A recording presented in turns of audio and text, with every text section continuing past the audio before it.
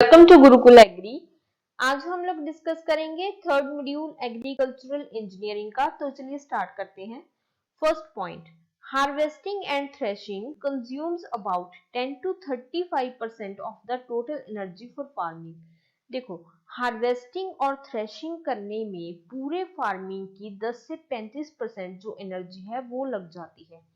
मान लो कोई भी क्रॉप है, मान लो आपके पास वीट है, ठीक है। जब वीट की क्रॉप पूरी तरह ग्रो कर गई, पूरी तरह पक गई, तो जब उसे काटते हैं उसे बोलते हैं हार्वेस्टिंग। और हार्वेस्टिंग करने के बाद जब स्ट्रॉ में से वीट को अलग किया जाता है तो उसे बोलते हैं थ्रेशिंग। और हार्वेस्टिंग और थ्रेशिंग करने में पूरे फार्म में जो एनर्जी लगती है उसका 10 से 35% लगता है, ठीक है। आगे देखिए, वीडिंग इक्विपमेंट। सबसे पहले तो वीड्स होते हैं हमारे अनवांटेड क्रॉप्स जो कि फील्ड में ग्रो कर जाते हैं, ठीक है। फील्ड के आसपास जैसे कि कैनबिस टाइवा हो गया, ठीक है। जो भी क्रॉप्स होती हैं, मतलब चाहे वो ग्रास हो गया या कोई भी क्रॉप्स हो गई, श्रब्स हो गए, जब वो फील्ड में ग्रो कर जाते हैं, जो क्रॉप हमें नहीं चाहिए होती, उसे उन सबको बोलते हैं वीड्स, ठीक है। वीड्स को इरेडिकेट करने के लिए जो ऑपरेशन यूज किया जाता है उसे बोलते हैं वीडिंग, ठीक है। और वीडिंग करने के लिए हम लोग कौन कौन से इक्विपमेंट्स, कौन कौन से इंप्लीमेंट्स यूज करते हैं वो अभी हम डिस्कस करेंगे। सबसे पहले है खुरपी, जिसे हैंड हो भी बोलते हैं, ठीक है। ये है हमारी खुरपी, ये एक एंशियंट टूल है, ठीक है।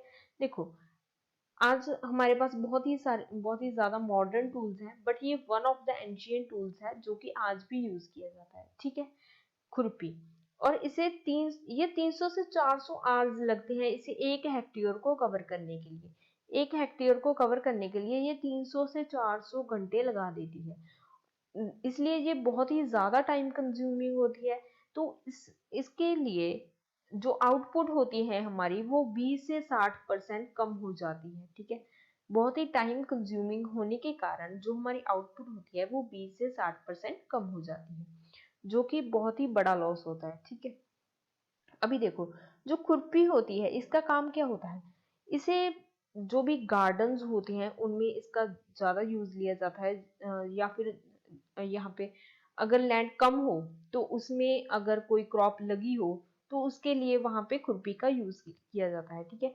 तो इसका यूज क्या कहाँ कहाँ होता है, वीड्स को रिमूव करने के लिए, ठीक है। जो रूट क्रॉप्स होती है, मान लो पोटैटो है, पोटैटो को एक रूट क्रॉप है, उसे हार्वेस्ट करने के लिए खुरपी का यूज किया जाता है, फरोज बनाने के लिए, डिगिंग करने के लिए, ठीक है, सॉइल को क्लियर करने के लिए, इन सब में खुरपी का यूज किया जाता है। आगे देखिए, wheel hoe and peg type weeder are more efficient than खुरपी, टेक्स 25 to 110 आवर्स पर हेक्टेयर।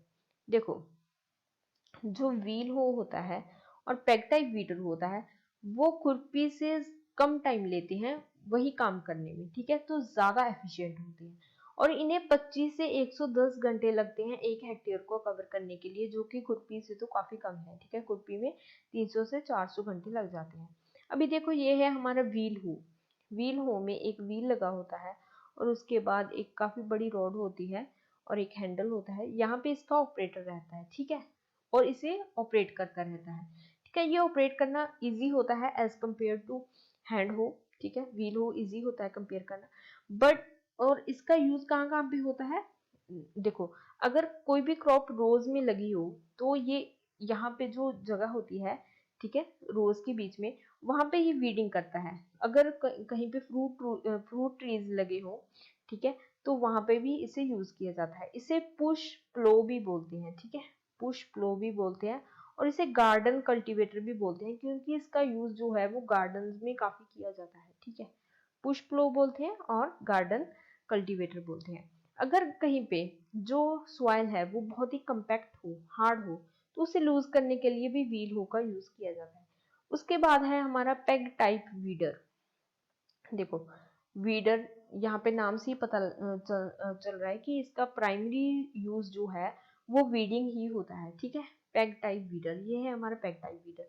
देखो, ये भी इसको ऑपरेट करना इसे भी ऑपरेट करना इजी होता है, ऑपरेट इसका सेम ही होता है, व्हील हो की तरह ही होता है। इसका ऑपरेटर भी यहाँ पे रहता है और इसे ऑपरेट करता है। देखो इसमें जो होता है, यहाँ पे एक व्हील की तरह होता है और उसके जो अराउंड है वो पेग्स लगे होते हैं, ठीक है, ऐसे पेग्स लगे होते हैं।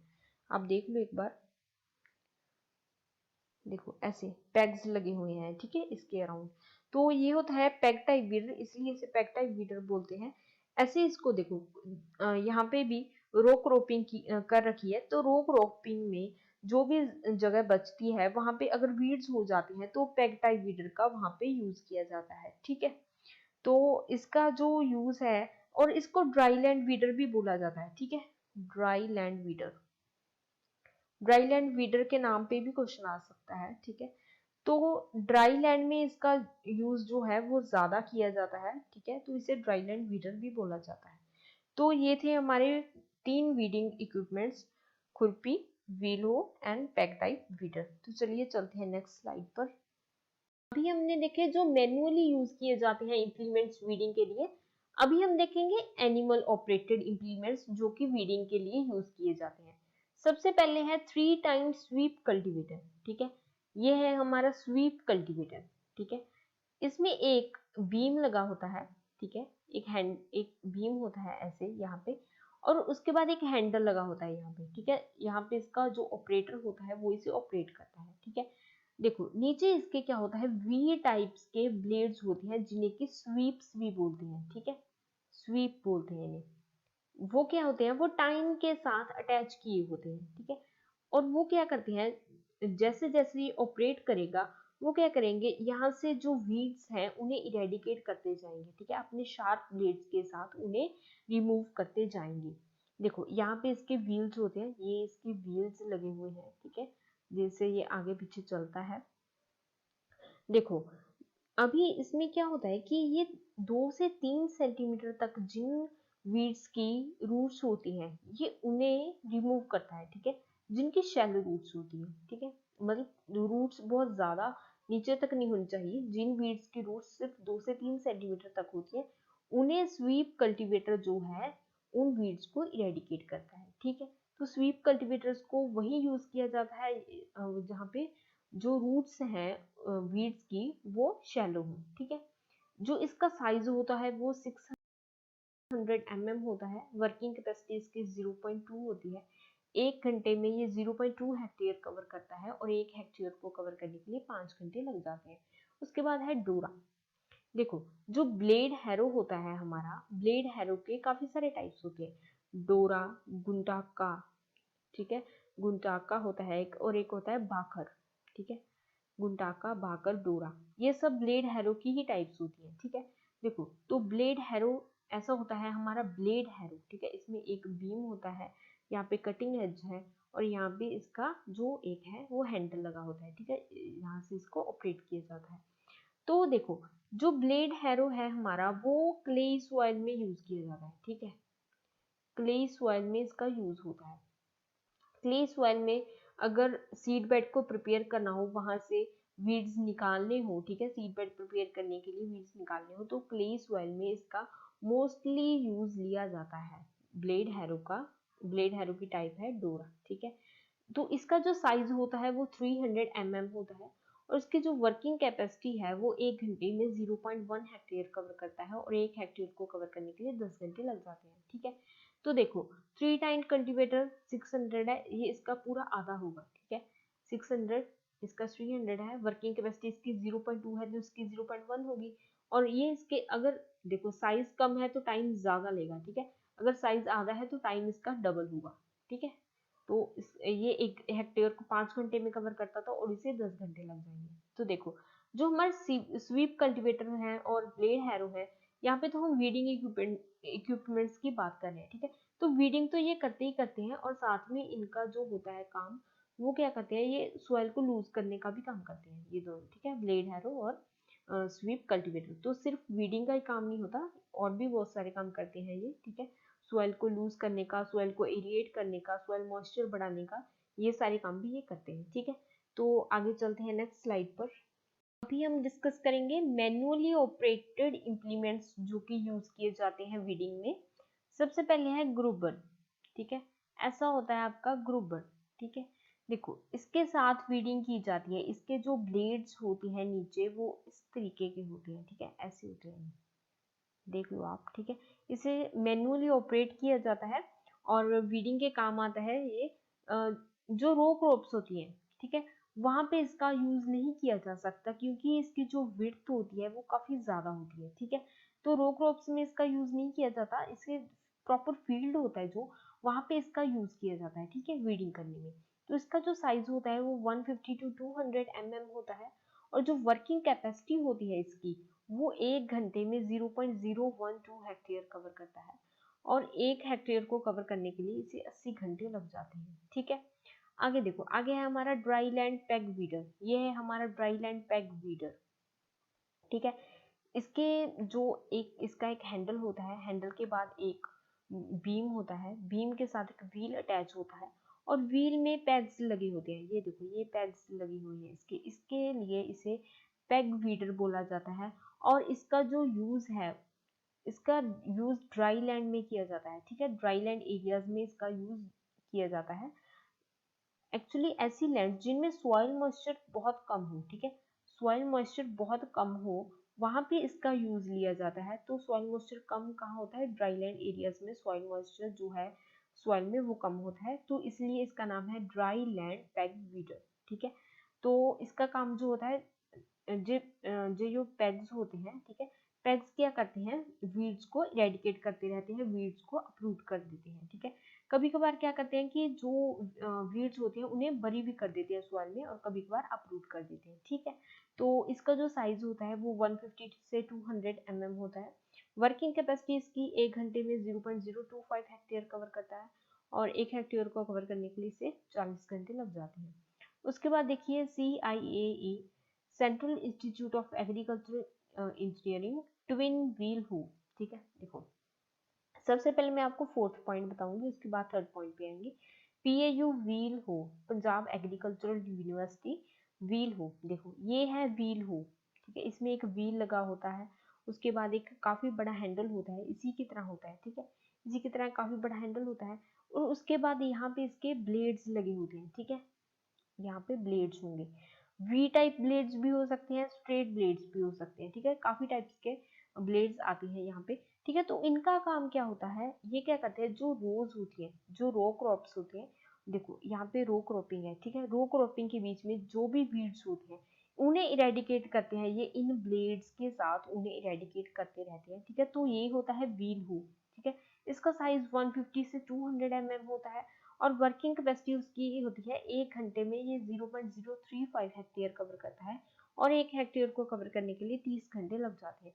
अभी देखो ट्विन व्हील हो, ठीक है, देखो ट्विन व्हील हो होता है जिसमें दो व्हील्स लगे होते हैं, ठीक है, इसमें दो व्हील्स लगे होंगे और इसमें यहाँ पे एक ब्लेड लगा होगा, ठीक है, ब्लेड स्ट्रेट भी हो सकता है, वी टाइप भी हो सकता है, इसमें टाइन ब्लेड्स भी यूज किए जाते हैं, ठीक है, एक से ज्यादा टाइन ब्लेड्स भी यूज किए जा सकते हैं। और उसके बाद इसमें जो है 2 हैंडल्स लगे होते हैं, ठीक है, 2 बीम्स होते हैं, उसके बाद एक हैंडल लगा होता है, ठीक है।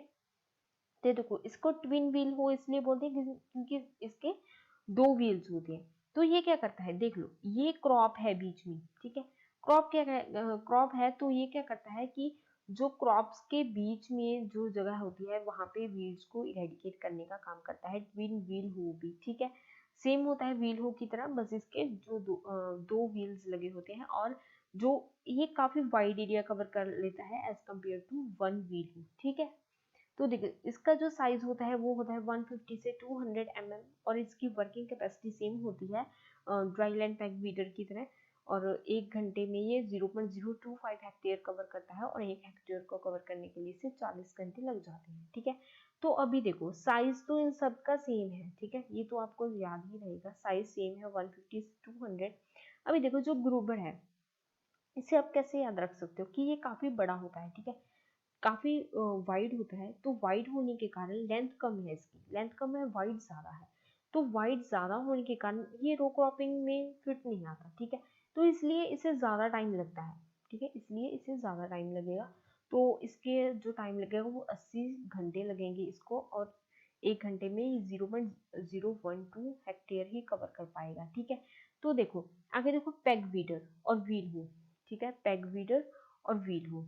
ये देखो, ये पैग वीडर, ये व्हील हो, तो इनका जो है ये ग्रुबर से लाइक अप्रोक्स 2 टाइम्स ज्यादा काम करते हैं, ठीक है, 2 टाइम्स ज्यादा।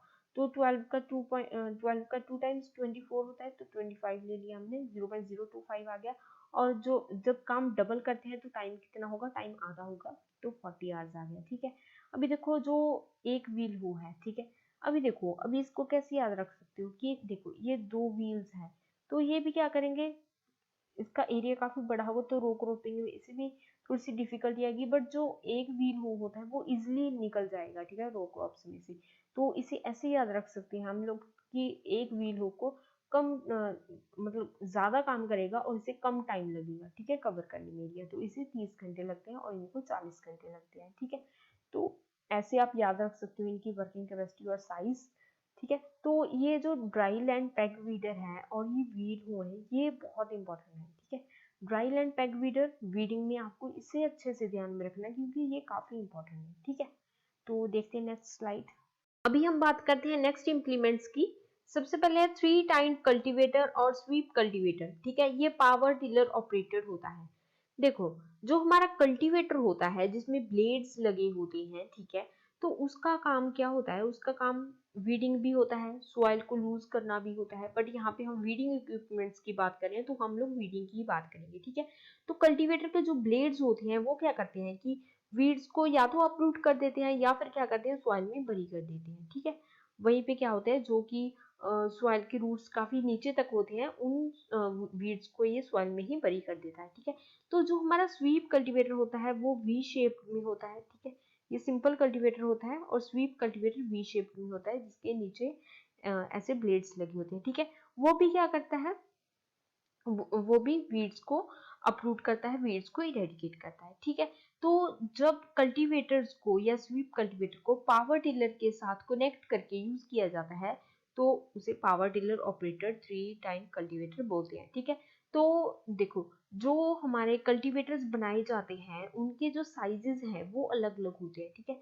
पावर टिलर के लिए छोटे साइज का कल्टीवेटर होता है, ट्रैक्टर के लिए बड़े साइज का कल्टीवेटर होता है, ठीक है।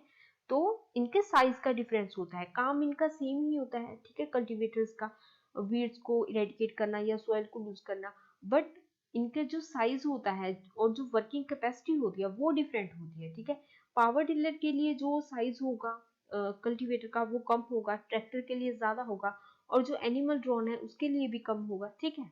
अभी देखो, इसका जो साइज है वो 1000 mm है और इसकी वर्किंग कैपेसिटी क्या है, 1 घंटे में ये 0.2 हेक्टेयर कवर करता है और 1 हेक्टेयर को कवर करने के लिए इसे 5 घंटे लग जाते हैं।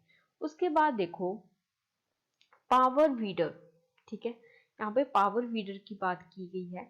ये है हमारा पावर वीडर, ठीक है। ये जो ऑपरेट करता है ये पावर टिलर की तरह ऑपरेट करता है, ठीक है, पावर टिलर की तरह ऑपरेट करेगा ये। यहाँ पे इसका एक ऑपरेटर रहेगा जो कि इसे ऑपरेट करता रहेगा इस हैंडल से। अभी देखो, ये सेल्फ प्रोपेल्ड वीडर है, ठीक है। देखो, इससे ना तो किसी ट्रैक्टर की जरूरत है, ना ही किसी एनिमल की जरूरत है, ना ही किसी पावर टिलर की जरूरत है। ये खुद ब खुद काम करता है क्योंकि इसमें अपना एक इंजन होता है, ठीक है, और इसके नीचे ऐसे क्रॉस में ब्लेड्स लगे होते हैं, ठीक है, ऐसे क्रॉस ब्लेड्स होंगे। तो ये क्या करेगा, जब ऑपरेटर इसे ऑपरेट करेगा, इसे आगे लेके जाएगा, तो ये क्या करेगा, अपने ब्लेड्स के साथ जो है वीड्स को अपरूट कर देगा, ठीक है, वीड्स को काट के फेंक देगा, ठीक है। तो ये होता है हमारा पावर वीडर जो कि खुद ब खुद काम करता है, इसे किसी और इक्विपमेंट की जरूरत नहीं पड़ती, ठीक है। तो इसका जो साइज होता है वो 500 mm होता है। वर्किंग कैपेसिटी इसकी 1 घंटे में ये 0.125 हेक्टेयर कवर करता है और 1 हेक्टेयर को कवर करने के लिए इसे 8 घंटे लग जाते हैं, ठीक है। होता तो ये सेल्फ प्रोपेल्ड है, ठीक है, अपने आप काम करता है, बट इसका जो साइज होता है, इसकी लाइक जो विड्थ है ना, ये वो कम होती है, ठीक है। तो इसके लिए इसे ज्यादा टाइम लगता है, बट जो पावर टिलर के साथ अटैच किए जाते हैं कल्टीवेटर्स, उनकी जो विड्थ होती है वो ज्यादा होती है, इसलिए वो कम टाइम में 1 हेक्टेयर को कवर कर लेते हैं, ठीक है। इन्हें 5 घंटे लगते हैं और इसके 8 घंटे लग जाते हैं, ठीक है। तो अभी देखते हैं नेक्स्ट इक्विपमेंट्स। अभी हम बात करेंगे ट्रैक्टर ऑपरेटेड वीडिंग इम्प्लीमेंट्स की, ठीक है, जो ट्रैक्टर के साथ यूज किए जाते हैं इक्विपमेंट्स, वीडिंग इक्विपमेंट्स। सबसे पहले है 9 to 11 टाइम्स टिलर कल्टीवेटर, ठीक है, ये है हमारा टिलर कल्टीवेटर। देखो, 9 से 11 टाइम, यहाँ पे मैंने 9 टाइम कल्टीवेटर की पिक लगाई है, ठीक है। देखो 1 2 3 4 5 6 7 8 9, ठीक है। इसमें 9 टाइम्स लगे हुए हैं, ठीक है। ये जो होते हैं ये हमारे टाइम्स होते हैं। टाइम्स के नीचे क्या होता है, ब्लेड्स को अटैच किया जाता है, ठीक है। ब्लेड्स को अटैच किया जाता है आपके 3 5 7 9 11 और 13, ठीक है। 3 5 7 9 11 13 टाइम्ड कल्टीवेटर्स आपके हो सकते हैं, ठीक है। 13 तक होते हैं। देखो जो हम पावर टिलर और एनिमल ड्रॉन कल्टीवेटर्स यूज करते हैं तो वहां पे हम लोग सिर्फ 3 टाइम्ड कल्टीवेटर्स ही यूज करते हैं।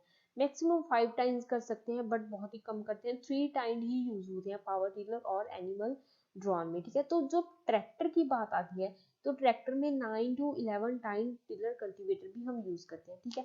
तो जो इसका काम होता है वो क्या होता है, जो ब्लेड्स होते हैं इसके वो क्या करते हैं, वीड्स को अपरूट कर देते हैं या फिर क्या करते हैं, वीड्स को बरी कर देते हैं सॉइल में ही, ठीक है। तो वीडिंग के लिए काम आते हैं टिलर कल्टीवेटर्स, ठीक है। तो इनका प्राइमरी जो काम होता है वो तो यही होता है, ठीक है, कल्टीवेट करना ही। उसके बाद ही लूजिंग सॉइल के काम भी आ सकते हैं, ठीक है। उसके बाद देखो जब कल्टीवेटर की बात होगी तो ये रो क्रॉप्स में यूज नहीं होगा, ये इंटरकल्चरल ऑपरेशन में इतना ज्यादा यूज नहीं होता क्योंकि रोज के बीच में ये काम कर नहीं सकता, ठीक है। तो प्रॉपर जो फील्ड होता है क्रॉप लगाने से पहले या क्रॉप लगाने के बाद में ही इसका प्रॉपर यूज है जो वो किया जाता है, ठीक है। जो वीड्स हो जाते हैं क्रॉप लगाने के पहले सीड बेड प्रिपेयर करना होता है तो वीड्स निकालने के लिए टिलर कल्टीवेटर का यूज किया जाता है जो कि ट्रैक्टर ऑपरेटेड होता है। उसके बाद है 5 टाइम स्वीप कल्टीवेटर, ये है हमारा स्वीप कल्टीवेटर, ठीक है। स्वीप कल्टीवेटर में जो ब्लेड्स होते हैं वो वी शेप्ड होती हैं, ठीक है। ऊपर इसका बीम लगा होता है, ठीक है। और जो स्वीप कल्टीवेटर होते हैं उनमें एक जो वी टाइप का ब्लेड होता है उन्हें स्वीप्स बोला जाता है, तो इसलिए इसे स्वीप कल्टीवेटर बोला जाता है। तो स्वीप कल्टीवेटर का यूज होता है वहां पे जहाँ पे जो हमारे वीड्स हैं उनकी जो रूट्स हैं वो 3 से 5 सेंटीमीटर तक की ही हो, ठीक है, या फिर 2 से 3 सेंटीमीटर तक की ही हो, बस उससे ज्यादा ना हो, ठीक है। यहाँ पे शैलो रूट वीड्स होते हैं वहां पे हम लोग स्वीप कल्टीवेटर का यूज करते हैं, ठीक है। तो ऐसी जगह जहाँ पे जो वीड्स के रूट्स हैं वो बहुत ज्यादा नीचे तक हो वहां पे स्वीप कल्टीवेटर नहीं यूज होता, ठीक है। वीड्स की जब शैलो रूट्स होती है तब वो स्वीप कल्टीवेटर यूज होता है, ठीक है। तो 5 टाइम होता है, यहाँ पे देखो 1 2 3 4 5, ये 5 टाइम स्वीप कल्टीवेटर है, ठीक है। तो इसका जो साइज होता है इन दोनों का साइज सेम होता है, 2500 mm होता है। और वर्किंग कैपेसिटी भी सेम होती है, 1 घंटे में ये 0.45 हेक्टेयर कवर करते हैं और 1 हेक्टेयर को कवर करने के लिए 2 से 2.5 घंटे लग जाते हैं। अभी देखो अभी हमने कल्टीवेटर पहले भी पढ़ा था, स्वीप कल्टीवेटर भी पहले पढ़ा था, बट हमने वहां पे पढ़े थे पावर टिलर और एनिमल ऑपरेटर, ठीक है। अभी देखो वहां पे जो कल्टीवेटर्स होते हैं वो स्मॉल होते हैं, ठीक है, थोड़े से छोटे होते हैं, थोड़े से कम टाइम होते हैं उनमें, ठीक है। अभी यहाँ पे ज्यादा बड़े कल्टीवेटर यूज होते हैं ट्रैक्टर के साथ, तो इसलिए यहाँ पे वर्किंग कैपेसिटी जो है ज्यादा होगी और 1 हेक्टेयर को कवर करने के लिए कम टाइम लगेगा, ठीक है। इनका साइज भी ज्यादा होगा, तो आप इन्हें ऐसे याद रख सकते हो। अगर ट्रैक्टर ऑपरेट आया तो उनका जो साइज है अगर मैक्सिमम आपकी ऑप्शंस में होगा तो आप वो देख लेना, ठीक है। तो वही इसका आंसर होगा, ठीक है। अभी देखते हैं नेक्स्ट स्लाइड। तो अभी हम बात करेंगे स्प्रेयर एंड डस्टर के बारे में, ठीक है। देखो वीड्स को हम रिमूव कर सकते हैं इक्विपमेंट के साथ भी। अभी देखो अभी वीड्स को हम किल करते हैं केमिकल्स के साथ, तो उन केमिकल्स को बोला जाता है वीडीसाइड्स, ठीक है। और वीडीसाइड्स को अप्लाई किया जाता है स्प्रेयर एंड डस्टर्स के थ्रू, ठीक है। अभी देखते हैं हम name of implement manually operated sprayer and dusters कौन कौन से हैं। सबसे पहले है हैंड कंप्रेशन स्प्रेयर। सबसे पहले तो मैं आपको स्प्रेयर के थोड़े से टूल्स के बारे में बता देती हूँ, ठीक है। तो इसमें एयर पंप होता है, ठीक है, नोजल होता है, प्रेशर गॉज होता है, ठीक है। नोजल के थ्रू क्या होता है कि जो केमिकल्स हैं वो स्प्रे की फॉर्म में जो बाहर आते हैं तो वो नोजल के थ्रू आते हैं, ठीक है। इसमें प्रेशर गॉज होता है आपका, वॉल्व लगे होते हैं और टैंक होता है जिसमें क्या है केमिकल्स को स्टोर करके रखा जाता है, ठीक है। तो सबसे पहले हैंड कंप्रेशन स्प्रेयर। ये है हमारा हैंड कंप्रेशन स्प्रेयर। इसको शोल्डर्स पे कैरी किया जाता है, ऑपरेटर इसे शोल्डर्स पे कैरी करेगा और इसमें एक लीवर लगा हुआ है, ठीक है। जब वो लीवर को दबाएगा तो इस नोजल के थ्रू जो केमिकल्स हैं वो स्प्रे होंगे, ठीक है।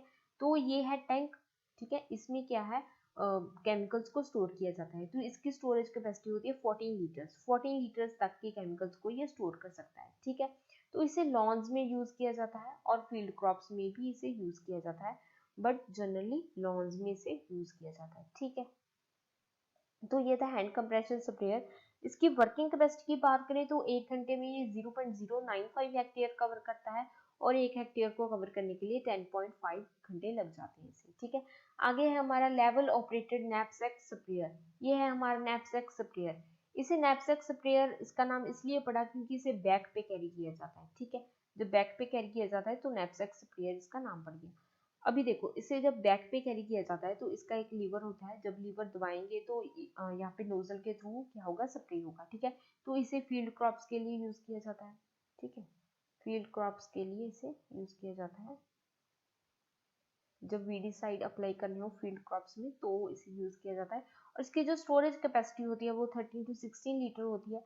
वर्किंग कैपेसिटी इसकी सेम होती है हैंड कंप्रेशर स्प्रेयर की जितनी ही होती है, 0.095 हेक्टेयर पर आवर, और 1 हेक्टेयर को कवर करने के लिए 10.5 घंटे लग जाते हैं। उसके बाद है फुट स्प्रेयर। ये होता है फुट स्प्रेयर। देखो, फुट स्प्रेयर यूज किया जाता है जब फील्ड में काफी ज्यादा वीड्स हो और काफी एरिया में वीड्स हो, ठीक है। तो तब फुट स्प्रेयर को यूज किया जाता है। इसमें हैंड्स का कोई रोल नहीं होता और इसे बैक में उठाना भी नहीं पड़ता, ठीक है। तो इसे क्या होता है, जो लीवर होता है उसके फुट के साथ अपने पैर के साथ दबाना पड़ता है। उसमें काफी सारे पाइप्स लगे होते हैं, काफी दूर तक हम केमिकल्स को स्प्रे कर सकते हैं फुट स्प्रेयर के द्वारा, ठीक है। ऐसे इसमें नोजल्स लगे होते हैं जिसके थ्रू केमिकल स्प्रे होते हैं। तो इसकी वर्किंग कैपेसिटी होती है 0.165 हेक्टेयर पर आवर और 1 हेक्टेयर को कवर करने के लिए 6 घंटे लग जाते हैं। उसके बाद है डस्टर। ये होता है हमारा डस्टर। अभी देखो, स्प्रेयर में तो जो केमिकल्स हैं वो स्प्रे की फॉर्म में बाहर आते हैं। डस्टर में जो केमिकल्स होते हैं वो डस्ट की फॉर्म में बाहर आते हैं। कुछ फील्ड क्रॉप्स या हमारी कुछ यार्ड्स होते हैं जो वो ऐसे होते हैं जहाँ पे कि हमें केमिकल्स को डस्ट करना पड़ता है। वहां पे स्प्रे नहीं किया जाता, केमिकल्स को डस्ट करना पड़ता है। तो इसके लिए डस्टर्स यूज होते हैं। इसमें भी एक नोजल होती है, ठीक है। नोजल स्प्रेयर से डिफरेंट होती है क्योंकि इस नोजल के थ्रू जो केमिकल्स है वो डस्ट की फॉर्म में बाहर आते हैं, ठीक है। तो जो इसकी स्टोरेज कैपेसिटी होती है वो 4 से 5 किलोग्राम तक की होती है और वर्किंग कैपेसिटी होती है 0.25 हेक्टेयर पर आवर और 1 हेक्टेयर को कवर करने के लिए 4 घंटे लग जाते हैं। उसके बाद है कंट्रोल्ड ड्रॉपलेट स्प्रेयर। नाम से ही पता चल रहा है कंट्रोल्ड ड्रॉपलेट, ठीक है। देखो, जो ये स्प्रेयर होता है इसे मैनुअली ऑपरेट किया जाता है और जो इसका ऑपरेटर होगा वो पूरी तरह इसको कंट्रोल करेगा, ठीक है। इसके जो पूरे ड्रॉपलेट्स निकलेंगे वो पूरी तरह कंट्रोल में होंगे ऑपरेटर के, ठीक है। तो इसलिए कंट्रोल ड्रॉपलेट स्प्रेयर बोला जाता है। इसे यूज किया जाता है जहाँ पे एरिया कम हो, वीड्स कम हो, वहां पे इसे यूज किया जाता है, ठीक है। इसका जो साइज होता है 1 किलोग्राम होता है, ठीक है। तो 1 किलोग्राम केमिकल्स को ही ये कैरी कर सकता है और इसकी वर्किंग कैपेसिटी होती है 0.22 हेक्टेयर पर आवर और 1 घंटे में और 1 हेक्टेयर को कवर करने के लिए 5 घंटे लग जाते हैं, ठीक है। तो अगर बहुत ही टारगेटेड वीड्स हो, ठीक है, मान लो कोई लॉन है या कोई गार्डन है, ठीक है, अगर बहुत ही टारगेटेड वीड्स हैं वहां पे, तब इस कंट्रोल्ड ड्रॉपलेट स्प्रेयर को यूज किया जाता है, ठीक है। तो ये कॉस्ट इफेक्टिव भी होता है, ठीक है। अभी चलते हैं नेक्स्ट स्लाइड पर। अभी देखो, अभी हम डिस्कस करेंगे पावर ऑपरेटेड इम्प्लीमेंट्स, ठीक है। Power operated sprayers, power operated dusters, ठीक है। पावर ऑपरेटेड होते हैं जिनके पास अपनी मोटर होती है जो कि अपनी पावर खुद जनरेट करती है, ठीक है। वो होते हैं पावर ऑपरेटेड, ठीक है। अभी पहला है नैपसैक स्प्रेयर कम डस्टर। नैपसैक मतलब जो कि बैक पे कैरी किया जाएगा, ठीक है। यहाँ देखो, ऑपरेटर ने बैक पे कैरी किया हुआ है इसे, तो ये नैपसैक स्प्रेयर कम डस्टर है। स्प्रेयर कम डस्टर मतलब ये स्प्रेयर का काम भी करता है और डस्टर का काम भी करता है, ठीक है। तो देखो, इसका यहाँ पे टैंक होता है जिसमें केमिकल्स भरे जाते हैं, ठीक है। अभी देखो, यहाँ पे एक पाइप होता है। अभी देखो, ये स्प्रे कर रहा है, ठीक है। तो यहाँ पे जो इसका नोजल होती है, जो नोजल का डिफरेंस रहता है, ठीक है, स्प्रेयर और डस्टर में, यहाँ पे आपको जो पाइप है वो चेंज करनी पड़ती है। डस्टर के लिए अलग होती है और स्प्रेयर के लिए अलग होती है। बाकी का ये सारा जो इक्विपमेंट है वो सेम रहता है, ठीक है। तो ये इजी होता है, लाइट वेट होता है पोर्टेबल होता है, कैरी करने में इजी रहता है ये, ठीक है। तो ये था हमारा नैपसेक स्प्रेयर कम डस्टर, इसमें 5 लीटर तक केमिकल्स भरते हैं इस टैंक में, और इसकी जो वर्किंग कैपेसिटी होती है वो होती है 1 घंटे में 0.22 हेक्टेयर कवर करता है, और 1 हेक्टेयर को कवर करने के लिए 5 घंटे लग जाते हैं। आगे देखो, आगे है हमारा स्टेशनरी पावर ऑपरेटेड स्प्रेयर। ये है हमारा पावर ऑपरेटेड स्प्रेयर, ठीक है। ऐसा होता है, पहले तो ये जो है वो हैवी ड्यूटी जो फील्ड क्रॉप्स हैं वहां पे यूज किया जाता है, ठीक है। तो इसमें क्या होता है, इसमें पहले तो ट्रिप्लेक्स पंप होता है, 3 पंप्स लगे होते हैं, ठीक है, 3 पंप्स होंगे, और उसमें क्या होता है कि एक पिस्टन होता है, ठीक है। पिस्टन के कारण इसमें जो प्रेशर होता है, जो प्रेशर डेवलप होता है वो बहुत ही हाई होता है, और लगभग 250 से 350 पाउंड का जो प्रेशर है होता है वो डेवलप हो जाता है, ठीक है, जो कि काफी ज्यादा प्रेशर होता है। और उसके बाद इसमें 3 हॉर्स पावर का एक इंजन लगा होता है, ठीक है, 3 हॉर्स पावर का इंजन होता है।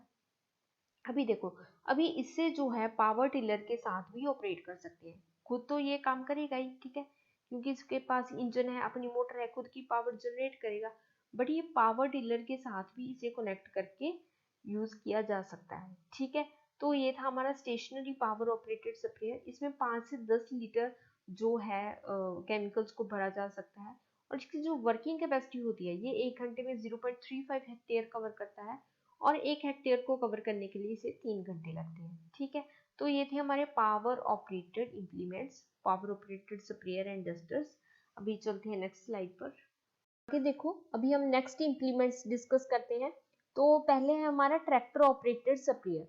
तो ये है हमारा ट्रैक्टर ऑपरेटेड स्प्रेयर, जिस स्प्रेयर को ट्रैक्टर के साथ कनेक्ट करके यूज किया जाता है फील्ड में, तो वो होता है हमारा ट्रैक्टर ऑपरेटेड स्प्रेयर, ठीक है। तो इस स्प्रेयर में व्हील्स लगे होते हैं, ठीक है, तो यहाँ से इसे ट्रैक्टर के साथ कनेक्ट किया जाता है, ये टैंक होता है, ठीक है। तो टैंक में केमिकल्स भरे जाते हैं, तो काफी बड़ा टैंक होता है, इसमें काफी कैपेसिटी होती है केमिकल्स भरने की, और यहाँ पे इसकी नोजल्स लगी होती है, यहाँ से केमिकल्स स्प्रे होते रहते हैं, ठीक है। उधर भी इसकी दूसरी साइड भी नोजल्स लगी होंगी, यहाँ से जो केमिकल्स हैं वो स्प्रे होती रहेंगी, ठीक है। तो अगर फील्ड काफी बड़ा हो, ठीक है, काफी ज्यादा बड़ा फील्ड हो और उसमें ज्यादा केमिकल्स की जरूरत हो, तो वहां पे ट्रैक्टर ऑपरेटेड स्प्रेयर यूज किए जाते हैं, और या फिर अगर कम टाइम में ज्यादा काम करना हो तो वहां पे ट्रैक्टर ऑपरेटेड स्प्रेयर यूज किए जाते हैं, ठीक है। तो इसका साइज मैंने पहले बोला कि काफी ज्यादा होता है, तो 5000 mm जो केमिकल्स है इसमें भरे जा सकते हैं, और उसके बाद इसकी जो वर्क कैपेसिटी होती है ये 1 घंटे में 0.5 हेक्टेयर कवर कर लेता है, ठीक है, आधा हेक्टेयर कवर कर लेता है, और 1 हेक्टेयर को कवर करने के लिए सिर्फ 2 घंटे लग जाते हैं, ठीक है। आगे देखो, आगे है हमारा हाई क्लियरेंस स्प्रेयर, ये सेल्फ प्रोपेल्ड होता है, ठीक है। ये है हमारा हाई क्लियरेंस स्प्रेयर, ठीक है। इसमें क्या होता है कि यहाँ पे इसका ऑपरेटर रहेगा, ठीक है, जो इसे ऑपरेट करता रहेगा, ये सेल्फ प्रोपेल्ड है, खुद ब खुद काम करता है, ठीक है। तो इसके 4 व्हील्स होते हैं, ठीक है, और यहाँ से इसके जो है ये नोजल्स लगी होती है, ठीक है, यहाँ से ये क्या करता है, स्प्रे करता है, और यहाँ पे इसका जो है टैंक होता है, यहाँ पे जो केमिकल्स हैं वो भरे जाते हैं, ठीक है। यहाँ पे इसका स्टेयरिंग है, और यहाँ पे इसका ऑपरेटर रहेगा जो इसे ऑपरेट करता रहेगा, ठीक है। तो ये होता है, इसे किसी अदर इक्विपमेंट की जरूरत नहीं पड़ती, लाइक ट्रैक्टर या पावर टिलर, किसी की नहीं, खुद सेल्फ प्रोपेल्ड होता है, खुद ब खुद ऑपरेट होता रहता है, ठीक है। तो इसका जो साइज होता है वो ट्रैक्टर ऑपरेटेड स्प्रेयर से भी ज्यादा होता है, इसका 10,000 mm इसका जो साइज होता है, और इसकी वर्किंग कैपेसिटी होती है आधे से 1 हेक्टेयर 1 घंटे में कंप्लीट कर देता है, और 1 हेक्टेयर को कंप्लीट करने के लिए इसे लगभग एक से 2 घंटे लगते हैं, ठीक है। तो ये थे हमारे इम्प्लीमेंट्स स्प्रेयर की, ठीक है, स्प्रेयर और डस्टर कैसे यूज करते हैं। तो चलिए देखते हैं नेक्स्ट स्लाइड। तो अभी हम डिस्कस करेंगे जीरो टिलेज, ठीक है। तो जीरो टिलेज क्या होता है, सबसे पहले टिलेज क्या होता है। टिलेज होता है मैकेनिकल मैनिपुलेशन ऑफ सॉइल, या फिर mechanical agitation of soil, mechanical break down of soil, ये सब टिलेज की ही डेफिनेशन है, ठीक है। तो टिलेज बेसिकली क्या होता है कि जब पुरानी क्रॉप ग्रो की जाती है, ठीक है, एक क्रॉप ग्रो की, जब उसे हार्वेस्ट कर लिया, ठीक है, उसे काट लिया, जब नेक्स्ट क्रॉप वहां पे सो करनी है, तो वहां पे क्रॉप के जो पुरानी क्रॉप है उसके स्टबल्स होते हैं, ठीक है, उसके जो क्रॉप्स के नीचे के जो पार्ट्स है वो बच जाते हैं, ठीक है, उसकी रूट्स बच जाती हैं। तो और क्या होता है कि सॉइल में क्लम्प्स बन जाते हैं, तो नेक्स्ट क्रॉप को ग्रो करने के लिए जो सीड बेड्स प्रिपेयर करने होते हैं, तो उससे पहले टिलेज की जाती है, उस सॉइल को प्रिपेयर किया जाता है नेक्स्ट क्रॉप को ग्रो करने के लिए, तो उसे बोलते हैं टिलेज। ठीक है, mechanical manipulation of soil. Tillage की जाती है सॉइल मॉइस्चर को कंजर्व करने के लिए, ठीक है, न्यूट्रिएंट्स को कंजर्व करने के लिए। और क्या होता है कि इसमें सॉइल पार्टिकल्स को लूज किया जाता है, ताकि सॉइल जो है वो हार्ड ना रहे, वो लूज हो जाए। और क्या होता है, एजिटेशन होती है, ताकि जो नीचे की सॉइल है वो ऊपर आ जाए, ऊपर की सॉइल नीचे चले जाए, तो निचली जो सॉइल होती है वहां पे न्यूट्रिएंट्स ज्यादा होते हैं, वो ऊपर आ जाएंगे और क्रॉप अच्छे से ग्रो होगी। तो वो तो होती है टिलेज। ठीक है, अभी देखो जीरो टिलेज क्या होती है। जीरो टिलेज को हम नो टिलेज भी बोलते हैं। देखो कई एरियाज ऐसे होते हैं जहाँ पे सॉइल इरोजन की प्रॉब्लम बहुत ही ज्यादा होती है। ठीक है, तो अगर किसी एरिया में सॉइल इरोजन की प्रॉब्लम है तो वहां पे टिलेज की नहीं जाती। ठीक है, बिल्कुल भी टिलेज नहीं की जाती, तो उसे बोलते हैं जीरो टिलेज। ठीक है, देखो क्या होता है कि जब सॉइल को बार बार उसे लूज कर दिया जाता है, उसे सॉइल पार्टिकल्स को ब्रेक डाउन कर दिया जाता है, तो सॉइल बहुत ही लूज हो जाती है और उसका इरोजन होना स्टार्ट हो जाता है। तो एरियाज जहाँ पे सॉइल इरोजन की प्रॉब्लम पहले ही है, तो अगर सॉइल को वहां पे और लूज करेंगे तो बहुत ही ज्यादा सॉइल इरोजन होगा। तो ऐसे एरियाज में जीरो टिलेज की जाती है, वहां पे कोई टिलेज नहीं की जाती। जो पुरानी क्रॉप ग्रो की है, जब उसे हार्वेस्ट कर लिया, तो वहां पे डायरेक्टली नई क्रॉप को ग्रो कर दिया जाता है, वहां पे कोई टिलेज नहीं की जाती। ठीक है, तो इसके लिए अलग अलग ड्रिल्स बनी हुई है। ठीक है, जीरो टिलेज के लिए, ताकि हमें कोई टिलेज यहाँ पे ना करनी पड़े। ठीक है, तो ये होता है जीरो टिलेज। यहाँ पे दो क्वेश्चन राइज हो सकते हैं। सबसे पहले तो कि टिलेज के फादर कौन है। टिलेज के फादर हैं जेथरो टूल। ठीक है, ये बात आपको ध्यान रखनी है, ये क्वेश्चन एग्जाम में आ सकता है। ठीक है, कि टिलेज के फादर कौन है, जेथरो टूल। और जीरो टिलेज के फादर कौन है, जीरो टिलेज के फादर हैं एडवर्ड फॉल्कनर। Edward Faulkner.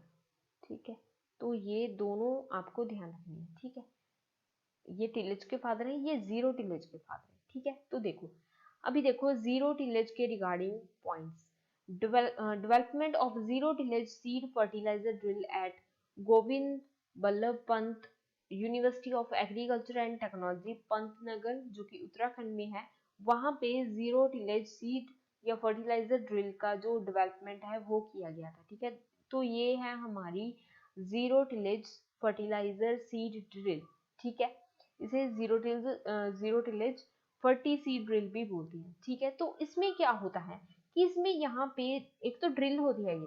ठीक है, ड्रिल का क्या काम होता है कि ड्रिल क्या करती है, जो सॉइल होती है उसमें होल्स बनाकर वहां पे सीड को सो कर देती है और ऊपर से उसे कवर कर देती है। ठीक है, तो ये होती है ड्रिल। ठीक है, सीड में और फर्टिलाइजर में भी, फर्टिलाइजर जहाँ पे फर्टिलाइजर की रिक्वायरमेंट होती है वहां पे फर्टिलाइजर को एक ऑप्टिमम डेप्थ पे ये फर्टिलाइजर को रख देती है और उसे कवर कर देती है। ठीक है, तो इससे सीड भी सो हो जाती है और फर्टिलाइजर भी अप्लाई हो जाते हैं। ठीक है, तो ये सीड कम फर्टिलाइजर ड्रिलिंग होती है। ठीक है, तो इसमें क्या होता है कि नीचे जो है ब्लेड्स लगे होते हैं। ठीक है, तो ब्लेड्स क्या करते हैं, देखो हमने एक सॉइल पे पहले टिलेज नहीं की हुई, यहाँ पे बिल्कुल टिलेज नहीं की, तो ये क्या करेगी कि ब्लेड्स इसके इतने शार्प होते हैं कि अभी देखो जो पुरानी क्रॉप्स के स्टबल भी होंगे वहां पे, क्रॉप सॉइल के क्लम्प्स भी बने होंगे, क्योंकि हमने कोई टिलेज नहीं की, वहां पे सॉइल थोड़ी सी हार्ड होगी। ठीक है, तो उसे ये ब्लेड्स उसे थोड़े थोड़े क्या करते हैं, लूज करते रहते हैं, थोड़ा थोड़ा, मतलब ज्यादा नहीं, थोड़ा थोड़ा। इसमें क्या होता है कि एक ही साथ दो तीन ऑपरेशंस एक साथ हो जाते हैं। ठीक है, बार बार सॉइल को सफर नहीं करना पड़ता ऑपरेशंस के साथ। ठीक है, साथ ही साथ में उसकी थोड़ी थोड़ी फ्लोइंग होती जाएगी, थोड़ी थोड़ी उसमें सोइंग भी हो जाएगी और फर्टिलाइजर भी अप्लाई हो जाएंगे। दो तीन जो काम है वो एक ही साथ हो जाएंगे zero tillage fertiliser seed drill के साथ। ठीक है, तो ये कहाँ पे बनी थी, ये GBPAUAT पंतनगर उत्तराखंड में बनी थी। तो इसकी फुल फॉर्म है Govind Ballabh Pant university of agriculture and technology. ठीक है, आगे देखो placed fertilizers at depth of 7 to 10 centimeter. ये क्या करती है कि जो फर्टिलाइजर होते हैं उन्हें 7 से 10 सेंटीमीटर की डेप्थ पे रख देती है। ठीक है, प्लेस कर देती है। आगे देखो blades at distance of 2.5 centimetre. इसके जो ब्लेड्स होती हैं ये नाइफ शेप्ड होते हैं। ठीक है, नाइफ की शेप में होते हैं, ये देखो नाइफ की शेप में है ये देखो ऐसे है, ठीक है। तो इनका जो डिस्टेंस होता है बीच में इनके, तो 2.5 सेंटीमीटर का होता है, ठीक है।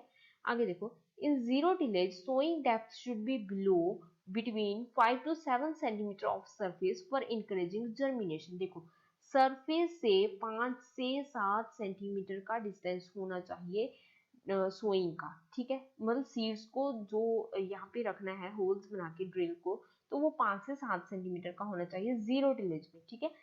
जर्मिनेशन को इंकरेज करने के लिए। जर्मिनेशन कैसे होगी? जब सीड को ऑप्टिमम टेम्परेचर मिलेगा, ऑप्टिमम उसे मॉइस्चर मिलेगा, ऑप्टिमम सनलाइट मिलेगी, ठीक है, ऑप्टिमम लाइक न्यूट्रिएंट्स मिलेंगे, ठीक है। जब उसको सारी कंडीशंस उसके पास होगी तो उसकी जर्मिनेशन होगी, ठीक है। तो उसकी जर्मिनेशन किस डिस्टेंस पे होगी? वो होगी 5 to 7 सेंटीमीटर की डिस्टेंस पे होगी सरफेस के नीचे, ठीक है। आगे देखो, previous crop stubble should not be allowed to exceed 15 centimeter, ठीक है। अभी मैंने आपको बताया कि जो जीरो टिलेज होती है उसमें पुराने जो स्टबल्स होते हैं, मतलब उन्हें रिमूव नहीं किया जाता, क्योंकि वहां पे टिलेज ही नहीं की जाती, ठीक है। डायरेक्ट नेक्स्ट क्रॉप को सो कर दिया जाता है। तो जो स्टबल होते हैं, जो लाइक जब हमने क्रॉप को काट लिया जाता है तो उसके नीचे जो रूट्स के साथ उसके जो स्टेम बच जाता है, तो उसे बोलते हैं क्रॉप स्टबल। तो उसे 15 सेंटीमीटर से ज्यादा ऊंचाई पे नहीं होना चाहिए, ठीक है। तो वरना ड्रिल के लिए भी मुश्किल हो जाएगा वहां पे सीड को सो करना, ठीक है। आगे देखो, zero tillage save irrigation water bye 30 to 40%। जो जीरो टिलेज होता है वहां पे इरिगेशन वाटर जो होता है वो 30 से 40% तक सेव किया जा सकता है, ठीक है। तो 30 से 40% सेव हो जाता है, तो इकोनॉमिकली जीरो टिलेज काफी बेनिफिशियल होता है, ठीक है। तो अभी चलते हैं नेक्स्ट स्लाइड पर। अभी नेक्स्ट देखो, क्रॉप रेजिड्यू मैनेजमेंट, ठीक है। अभी देखो क्या बोला गया है कि जो क्रॉप के रेजिड्यूज बच जाते हैं सॉइल में, ठीक है, क्रॉप को काटने के बाद, क्रॉप को हार्वेस्ट करने के बाद, तो उन्हें कैसे मैनेज किया जाता है? सबसे पहले है रोटोटिलेज, ठीक है। रोटोटिलेज क्या होता है? रोटोटिलेज रोटावीटर के थ्रू डन की जाती है, रोटावीटर के थ्रू की जाती है, ठीक है, which combine both primary and secondary tillage. देखो, प्राइमरी टिलेज होता है आपका जब प्लोइंग की जाती है, ठीक है। बेसिकली प्लोइंग को प्राइमरी टिलेज बोला जाता है, ठीक है। इसमें क्या होता है? बहुत ही हैवी ऑपरेशन होता है प्लोइंग। इसमें पूरी सॉइल को, लाइक जो भी पुराने क्रॉप स्टबल्स होते हैं या वीड्स होते हैं, उन्हें सॉइल में बरी कर दिया जाता है, या फिर उन्हें अपरूट कर दिया जाता है, ठीक है। सॉइल को पूरी तरह से, मतलब ऐसे एजिटेट किया जाता है पूरी तरीके से, ठीक है। उसमें जो क्लम्प्स होते हैं उन्हें रिमूव किया जाता है, तो ये तो होती है प्राइमरी टिलेज। और सेकेंडरी टिलेज की जाती है, प्राइमरी टिलेज के बाद आती है सेकेंडरी टिलेज, ठीक है। अभी देखो, क्रॉप को प्रिपेयर तो कर लिया, क्रॉप को जो सॉइल है उसको लूज कर लिया, ठीक है। तो उसमें जो जो पुराने क्रॉप स्टबल थे वो निकाल दिए, वीड्स निकाल दिए, ठीक है। अभी देखो, अभी सॉइल को प्रिपेयर करना है हमें सीड बेड प्रिपेयर करने के लिए, ठीक है। जब सीड बेड प्रिपेयर करना होता है तो उससे पहले करते हैं सेकेंडरी टिलेज। सेकेंडरी टिलेज में यूज करते हैं हम लोग हैरोस, ठीक है, और रोलर्स, टिलर्स, ठीक है, टिलर्स, ये सब यूज किए जाते हैं सेकेंडरी टिलेज में। सेकेंडरी टिलेज इतना हैवी ऑपरेशन नहीं होता, या प्राइमरी टिलेज इतना नहीं होता। इसमें क्या होता है कि जो सॉइल अभी एजिटेट हो चुकी है उसे रोलर्स के थ्रू क्या किया जाता है, उसे उसको स्मूथ किया जाता है। अभी अगर कोई क्लम्प बच गया है, अभी कोई वीड अगर बच गया है, तो उसे हैरोस के थ्रू निकाल दिया जाता है और रोलर्स के थ्रू उस सॉइल को स्मूथ कर दिया जाता है, उसे रोल कर दिया जाता है और सीड बेड प्रिपेयर कर लिया जाता है, ठीक है। तो ये होता है हमारा प्राइमरी टिलेज और ये होता है हमारा सेकेंडरी टिलेज, ठीक है। अभी देखो, जो रोटो टिलेज है, अभी देखो हम लोग कोई टिलेज नहीं कर रहे हैं, जीरो टिलेज कर रहे हैं, ठीक है। तो जीरो टिलेज में हम लोग क्रॉप रेजिड्यू को कैसे मैनेज करते हैं? रोटो टिलेज होती है जो रोटावीटर के थ्रू की जाती है, उसमें both primary and secondary tillage एक साथ हो जाते हैं, ठीक है। जो रोटावीटर होता है उसमें जो ब्लेड्स लगे होते हैं वो क्रॉस टाइप होते हैं। अभी जो क्रॉस टाइप जो ब्लेड्स होते हैं वो एक साथ ही क्रॉप को एजिटेट करते हैं, वीड्स भी निकाल देते हैं, वीड्स को अपरूट कर देते हैं, वीड्स को बरी भी कर देते हैं और सॉइल को एजिटेट भी कर देते हैं, और उसके बाद सॉइल को स्मूथ कर देते हैं सीड बेड को प्रिपेयर करने के लिए। तो both primary and secondary tillage है जो वो रोटावेटर के थ्रू ही हो जाता है, ठीक है। आगे देखो, saving 60 to 70% of operational time. इसमें क्या होता है, 60 से 70% जो हमारा टाइम होता है वो बच जाता है। क्योंकि देखो, पहले अगर हम प्राइमरी करेंगे उसमें प्लोइंग में बहुत टाइम लगेगा, फिर सेकेंडरी करेंगे, उसमें पहले हैरिंग करेंगे, फिर टिल्लिंग करेंगे, फिर हम रोलर्स के साथ स्मूथनिंग करेंगे, ठीक है। तो फिर बहुत टाइम लग जाएगा। तो इसमें क्या होता है, एक साथ हो जाता है रोटावेटर के थ्रू रोटर टिलेज, तो इसमें 60 से 70% टाइम बच जाता है। आगे देखो 55 to 65% फ्यूल कंजप्शन। जो फ्यूल कंजप्शन होता है वो भी काफी कम होता है, 55 to 65% ही जो फ्यूल का है कंजप्शन होता है। उसके बाद rotavator powered by tractor PTO, ठीक है। जो रोटावीटर्स होते हैं वो ट्रैक्टर के थ्रू ऑपरेट किए जाते हैं, ठीक है। आगे देखो till plant machine. Till plant machine होती है, ये एक मिनिमम टिलेज इक्विपमेंट है जिसके साथ सोइंग एंड फर्टिलाइजर को अप्लाई किया जाता है सीड बेड को प्रिपेयर किए बिना, ठीक है। मिनिमम टिलेज होता है, देखो जीरो टिलेज तो होता है जिसमें कोई भी टिलेज की नहीं जाती, ठीक है। रोटो टिलेज हो गया जिसमें रोटावेटर के थ्रू थोड़ी सी टिलेज की जाती है, जिसमें कि प्राइमरी और सेकेंडरी टिलेज एक साथ कर दी जाती है।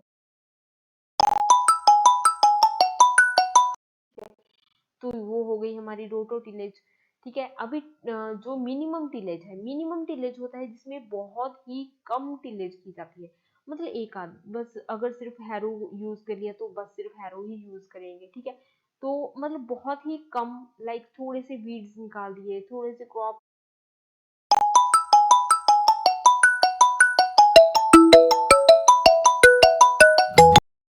स्टबल्स निकाल दिए, वो होता है मिनिमम टिलेज, ठीक है। बहुत ही कम टिलेज करना मतलब बहुत ही कम सॉइल को एजिटेट करना, ठीक है। It is a minimum tillage. Minimum tillage के लिए यूज किया जाता है till plant machine, capable of sowing and applying fertilizers without pure preparation of seed bed. देखो ऐसी होती है टिल प्लांट मशीन। इसमें क्या होता है कि सीड बेड को प्रिपेयर किए बिना ही वहां पे सोइंग और फर्टिलाइजर को अप्लाई कर दिया जाता है, ठीक है। देखो पुरानी क्रॉप थी जो उसे हार्वेस्ट किया, उसमें बहुत ही थोड़ी सी टिलेज की, और थोड़ी सी टिलेज करने के बाद वहां पे सोइंग कर दी और फर्टिलाइजर को अप्लाई कर दिया, हमने सीड बेड को प्रिपेयर किया ही नहीं वहां पे, ठीक है। तो ये होती है मिनिमम टिलेज, और ये है हमारी टिल प्लांट मशीन, ठीक है, जो कि सीड्स और फर्टिलाइजर को अप्लाई करती है, ठीक है। तो ये थी हमारी रोटो टिलेज एंड मिनिमम टिलेज। अभी देखते हैं नेक्स्ट स्लाइड। नेक्स्ट देखो स्ट्रिप टिल ड्रिल।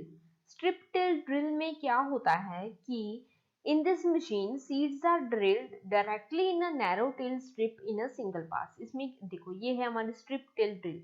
इसमें क्या होता है कि नैरो स्ट्रिप्स बनाती जाती है ये मशीन, और इसमें क्या होता है कि इसमें थोड़ा थोड़ा टिलेज करती जाती है स्ट्रिप्स में, और वहां पे सीड्स को सो करती जाती है एक ही पास में।